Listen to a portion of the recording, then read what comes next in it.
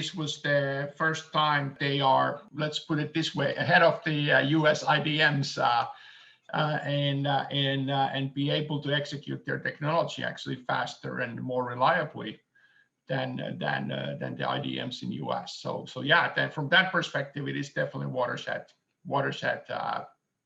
benchmark for TSMC.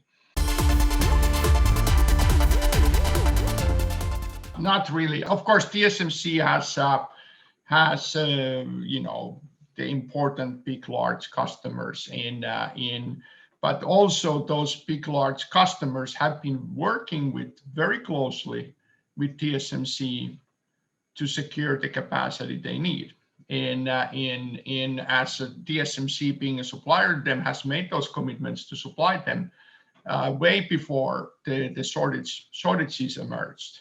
So from that perspective, we can say that TSMC is really following very prudent and correct business practices, keeping the commitments to keeping its promises and commitments, and delivering to those in time when they have been agreed to. The shortage emerged certain ways as a surprise to those companies who are mostly affected by the shortage. And really the issue is not the customer pecking order, it's really preparation by those companies.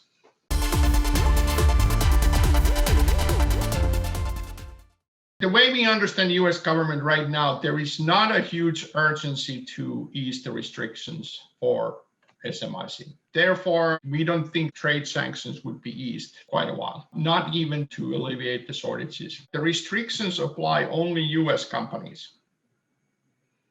And you have a significant portion of the equipment supplies coming from Japan as well as from Europe, which are not under the restrictions. So in our view, SMIC can continue reasonably its development work. It's probably slowed down some, but it's not stopping completely. The second-hand machines is, there is actually quite a limited supply of second-hand machines right now. And I understand that Chinese companies have been buying them. They typically need to be refurbished back to original condition. They usually are for, I'm going to call it trailing edge production, so it's not quite leading edge. So it doesn't, those tools that are procured as a used tools probably won't help SMIC's leading edge efforts. But if they do provide additional capacity in let's say, for example, in the automotive side. They can be applied materials machines, they can be Toki electron machines, they can be ASML machines. They are basically coming from the fabs when the fab either is selling the whole fab, or the chip maker decides that they are no longer needed for whatever reason, and then those equipment are sold to the open market and they are available to anybody who wants to buy them. I believe as long as they are not from US, they are not limited by US regulations. Even US products, because they are not in the United States. The seller is not a US company. It's a Japanese company or European company. If it's a US company selling it, then it would come under the restrictions. Usually those machines can be also refurbished completely by third parties. There are companies who are specialized on helping those, refurbishing those machines.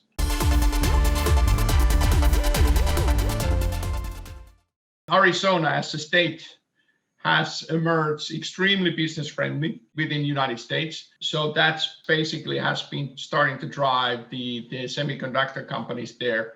Intel is in Arizona. They have a very large fab there already. And now they have plans for 2 more.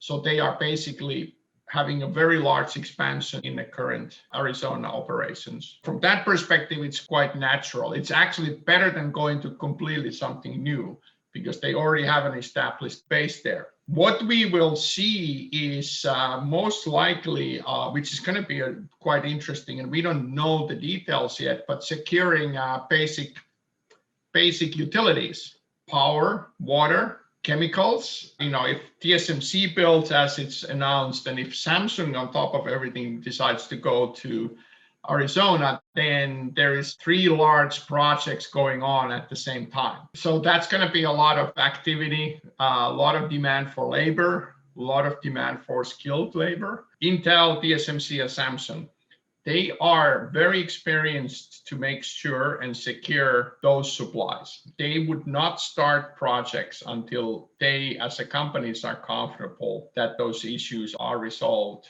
Texas was in certain ways, I'm sure that all of the semiconductor manufacturers were extremely surprised by the power outages that took place, during the storm. I'm sure state of Texas has a lot of work to do to fix the problems that they allowed to emerge over the years. And we believe they are fixable, but they'll take time